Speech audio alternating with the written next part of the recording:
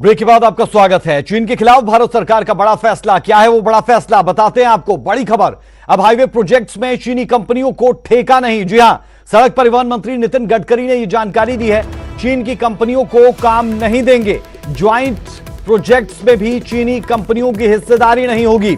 तो लगातार हर मोर्चे पर चीन के साथ आप कह सकते हैं कि रिश्ते तोड़ने की कोशिश होती हुई, या फिर कह लीजिए कि चीन को झटके देने की कोशिश होती हुई सड़क परिवहन मंत्री नितिन गडकरी की तरफ से यह जानकारी दी गई। चीन की कंपनियों को काम नहीं दिया जाएगा। यहां तक कि ज्वाइंट प्रोडक्शन में भी चीनी कंपनियों का सहारा साथ नहीं लिया जाएगा। यह बड़ी और अहम जानकारी।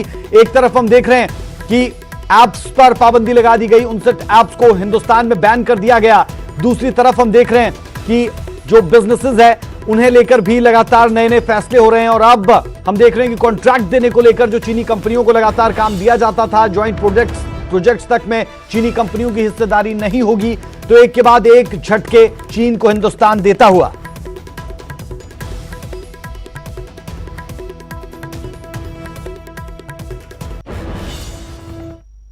इतना ही नहीं, टेलीकॉम सेक्टर में भी चीन को झटका। बीएसएनएल एमटीएनएल ने रद्द किया अपना 4G टेंडर। चीनी कंपनियों से नहीं खरीदे जाएंगे उपकरण, नए सिरे से जारी होंगे बीएसएनएल एमटीएनएल के टेंडर। अब मेक इन इंडिया को बढ़ावा देने पर जोर होगा। बड़ी और अहम खबर हम आपको बता दें, टेलीकॉम सेक्टर में भी चीन को साइडलाइन करने की पूरी तैयारी। बीएसएनएल एमटीएनएल ने रद्द किया करार। चीनी कंपनियों से नहीं खरीदे जाएंगे उपकरण, 4G को लेकर ये तमाम चीजें, और नए सिरे से जारी होंगे बीएसएनएल एमटीएनएल के टेंडर।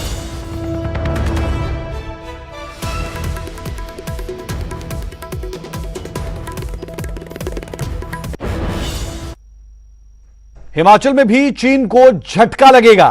सरकारी खरीद में चीनी उत्पादों पर बैन की तैयारी है। सीएम जयराम ठाकुर ने विचार करने की बात कही है। चीनी कृषि उपकरणों पर पहले ही रोक लगा चुके हैं, और अब दूसरी तरफ सरकारी खरीद में चीनी उत्पादों पर बैन की तैयारी। जी हां, लगातार यह सवाल उठता था कि आम लोगों से यह बात की जाती है कि आप चीनी प्रोडक्ट्स को खरीदें ना, लेकिन यह सवाल जरूर लोगों की तरफ से उठाया जाता था कि सरकार कुछ ऐसा क्यों नहीं करती कि चीन की जो चीजें हैं वही हिंदुस्तान में ना आए। अब हिमाचल में भी चीन को झटका लगेगा। सरकारी खरीद में चीनी उत्पादों पर बैन की तैयारी है। सीएम जयराम ठाकुर ने विचार करने की बात कही है। चीनी कृषि उपकरणों पर पहले ही रोक लगा चुके हैं। ये बड़ी और अहम जानकारी हम आपको दे दें। चीन पर लगातार एक के बाद एक अलग अलग तरह से अटैक करता हुआ हिंदुस्तान, और न सिर्फ आप कह सकते हैं कि सैन्य नीति के तहत बल्कि अर्थनीति के तहत भी हिंदुस्तान का चीन पर प्रहार। चाइना का प्रोडक्ट जो है धीरे धीरे भारत रोकने के मन में है, और हिमाचल उसमें साथ में है। और हम कोशिश करेंगे जितने भी इस प्रकार के चाइना के प्रोडक्ट हैं, जितना जल्दी उनको हम मार्केट से जो है उनको रोक लगा करके कम करें, उनका परचेज करने के लिए एक माहौल बनाने की भी आवश्यकता है। तो ऐसी चीज़ों को लेकर के निश्चित रूप से